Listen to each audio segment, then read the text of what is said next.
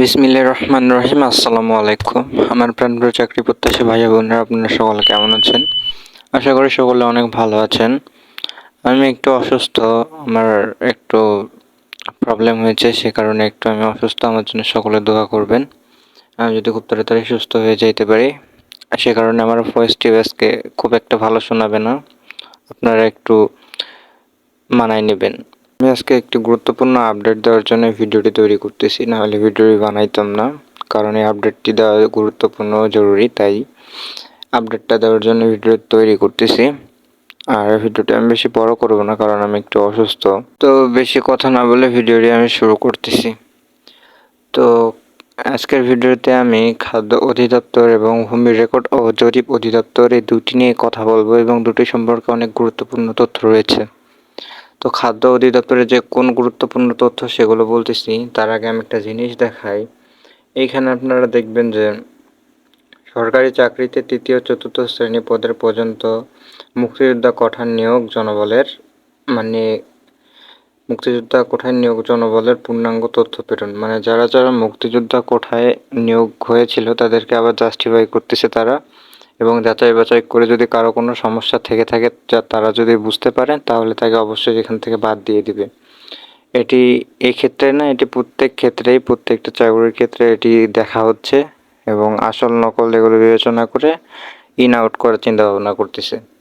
ঠিক আছে, তারপর এইখানে একটু লক্ষ্য করলে দেখবেন যে মহাপরিচালকের জায়গায় এইখানে আমি 2-3টা ভিডিও আগে দেখিয়েছিলাম যে একজনকে দিয়েছিল, কিন্তু তেনারও এখানে মানে ছবিটা চেঞ্জ করে দিয়েছে। এখানে মহাপরিচালক খাদ্য অধিদপ্তরের মানে যে ফর্মটা এখানে ফাঁকা রয়েছে, মানে তেনাকে সরিয়ে দিলেও দিতে পারে, এরকম একটা অবস্থা। হয়তো নতুন কোনো নিয়োগ দিতে পারে। ঠিক আছে, তো এখানে এটি পরিবর্তন হয়েছে। আর একটা মেইন কথা, সেটি হচ্ছে যে পরীক্ষার বিষয়ে। তো পরীক্ষা তাহলে আমাদের কবে হচ্ছে? তো পরীক্ষা ইনশাল্লাহ খুব তাড়াতাড়ি হবে, আমি যে ডেট বলেছি সেই ডেটে। কারণ গতকালকে সম্ভবত আপনার যে মেগা নিয়োগ ছিল, আপনার পেট্রো বাংলার একটি মেগা নিয়োগ ছিল, সেই পেট্রো বাংলা মেগা নিয়োগের পরীক্ষার ডেট প্রকাশিত হয়ে গেছে। আশা করা যায় এরকম আস্তে আস্তে যত সব বড় বড় নিয়োগ রয়েছে সবগুলো হয়ে যাবে, এবং খাদ্যভূমি সবগুলো হয়ে যাবে। আপনারা নিশ্চিন্তে থাকুন এবং প্রিপারেশন গ্রহণ করুন। এবং ভূমি সম্পর্কিত একটি গুরুত্বপূর্ণ দিব, এই নোটিশটি লক্ষ্য করলে দেখবেন যে এখানে ভূমি রেকর্ড এবং জরিপ অধিদপ্তর থেকে বলেছে যে সংশ্লিষ্ট সকলের অবগতির জন্য জানানো যাচ্ছে যে ভূমি রেকর্ড ও জরিপ অধিদপ্তরের আওতাধীন জেনারেল সেটেলমেন্ট এবং উপজেলা সেটেলমেন্ট অফিসে রাজস্ব খাতভুক্ত দ্বিতীয় ধাপে শাটলি বিকাম কম্পিউটার অপারেটর, ড্রাইভার, নাজির কাম ক্যাশিয়ার, অফিস সহকারী কাম কম্পিউটার মুদ্রাক্ষরিক এবং কাপিস্ট কাম বেঞ্চ সহকারী পদের মোট 5টি ক্যাটাগরির পরীক্ষা স্থগিত করা হয়েছে।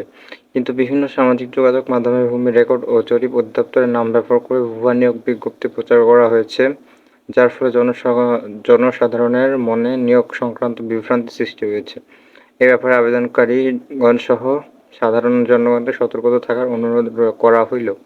ভূমি রেকর্ড ও জরিপ অধিদপ্তরের অধীনে দ্বিতীয় ধাপ অন্যান্য সকল ধাপের নিয়োগ পরীক্ষা পরবর্তী তারিখ ও সময়সূচি যথাসময়ে টেলিটক বাংলাদেশ লিমিটেডের SMS এর মাধ্যমে ভূমি রেকর্ড ও জরিপ অধিদপ্তরের ওয়েবসাইট ও দৈনিক পত্রিকায় বিজ্ঞপ্তির মাধ্যমে প্রকাশ করা হবে। মানে এখানে বলা হয়েছে যে সামাজিক যোগাযোগের মাধ্যমে অনেক গুজব ছড়িয়েছে, তো সেটিকে কান না দিতে এবং সময় হইলে পরীক্ষার অবশ্যই টেলিটক সিমের মাধ্যমে আবেদনকারীকে SMS দিয়ে জানিয়ে দেওয়া হবে, সেটি বলা হয়েছে। তো সময় বেশি আপনারা পাবেন না, বেশি একটা সময় নেই, সর্বোচ্চ 1 মাস থাকতে পারে। আপনারা পরীক্ষার জন্য প্রস্তুতি নিয়ে নিন, পরীক্ষা খুব সন্নিকটে। ভূমি বলুন আর খাদ্যই বলুন, দুইটি। তো ভিডিওটি বেশি বড় করব না, জাস্ট অসুস্থ থাকা সত্ত্বেও এতটুকু আপডেটের জন্য ভিডিওটি তৈরি করতেছি। সকলে আমার জন্য দোয়া করবেন।